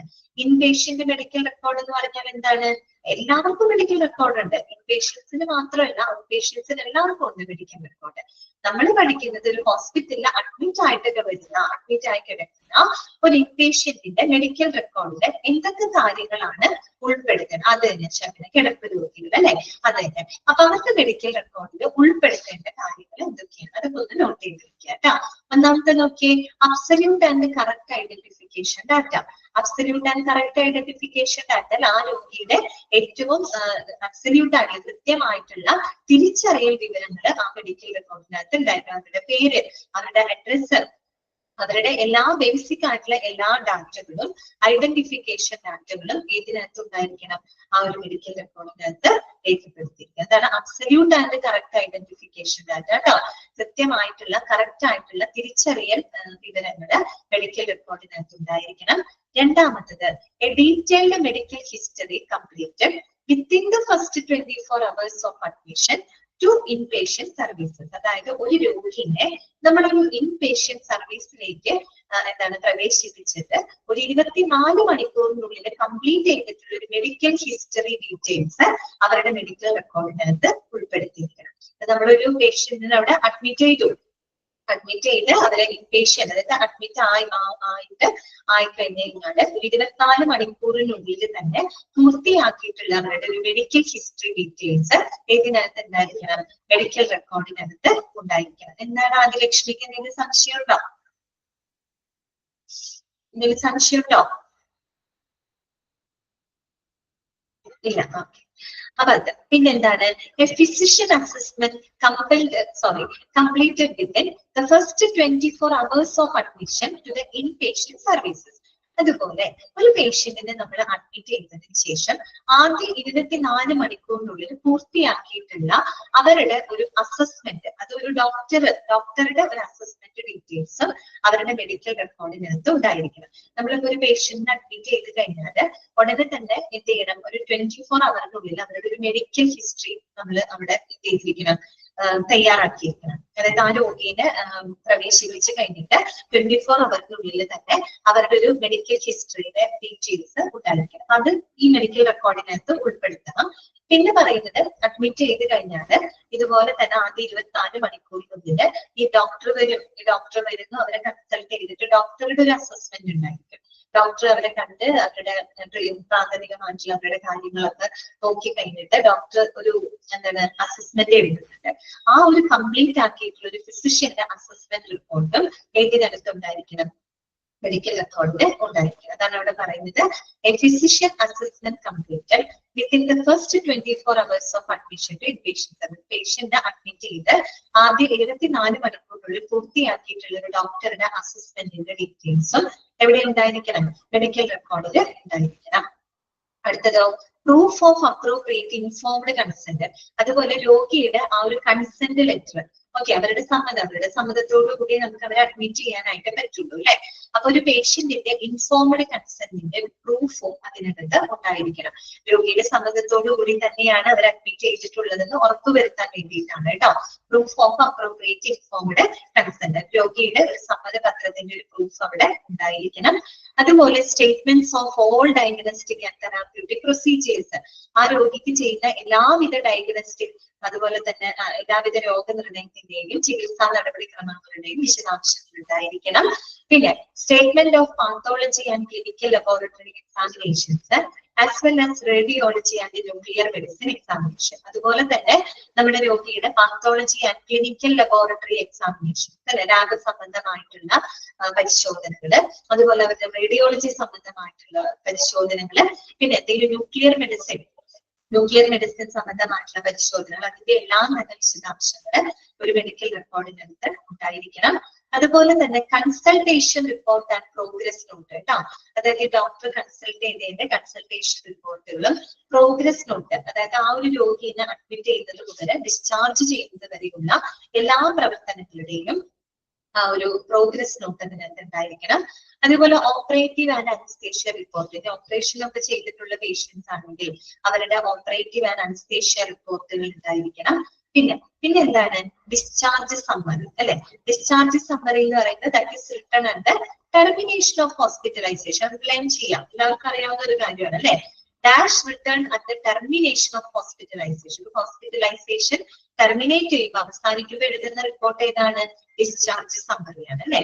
ഓക്കെ, ആ ഒരു ഡിസ്ചാർജ് സമ്മറിയും ഇവിടെ ഉണ്ടായിരിക്കണം, മെഡിക്കൽ റെക്കോർഡിനകത്ത് ഉണ്ടായിരിക്കണം. That briefly summarising the reason for hospitalisation. Discharge സമ്മറിക്കകത്ത് എന്തൊക്കെ കാര്യങ്ങൾ ഉണ്ടായിരിക്കണം? Briefly summarise the reason for hospitalisation.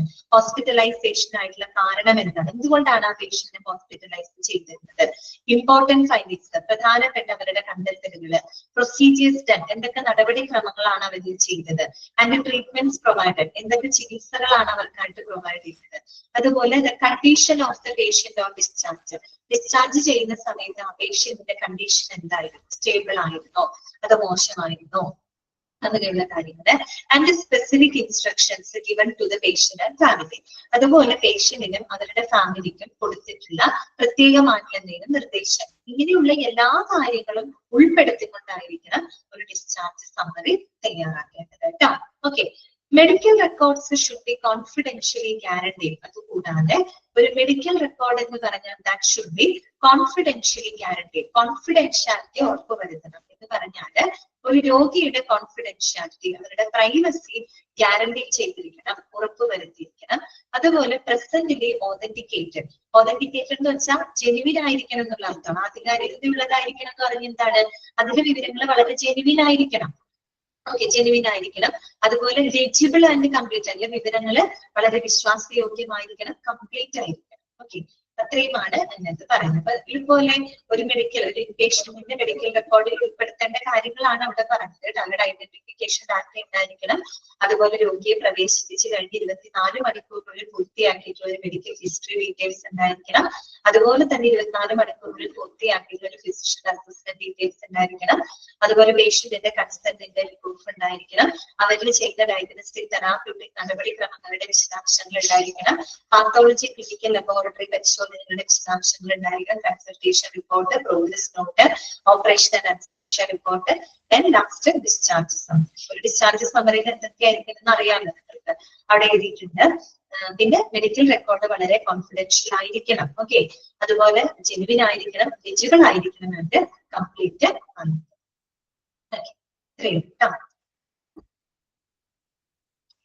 ഞാൻ അൺമ്യൂട്ട് ചെയ്തിട്ടുണ്ട്. ഇന്നത്തെ ക്ലാസ്സിൽ നിങ്ങൾക്ക് എന്തെങ്കിലും ഡൗട്ടുകൾ ഉണ്ടെങ്കിൽ ചോദിക്കാം കേട്ടോ.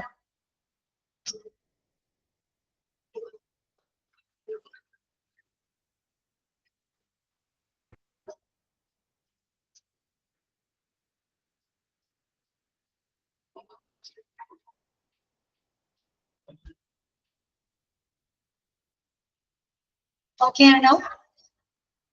വേറെ ഡൗട്ട്സുകളൊന്നും ഇല്ലെങ്കിൽ നമുക്ക് ഇന്നത്തെ ക്ലാസ് വൈൻഡപ്പ് ചെയ്യാം. ഓക്കെ ആണോ? ഓക്കെ, അപ്പൊ ഇത്രയും ഭാഗങ്ങളൊക്കെ വായിച്ച് മനസ്സിലാക്കി വെക്കാം കേട്ടോ. നെക്സ്റ്റ് ക്ലാസ്സിൽ നമുക്ക് കാണാം. Okay, thank you ma'am.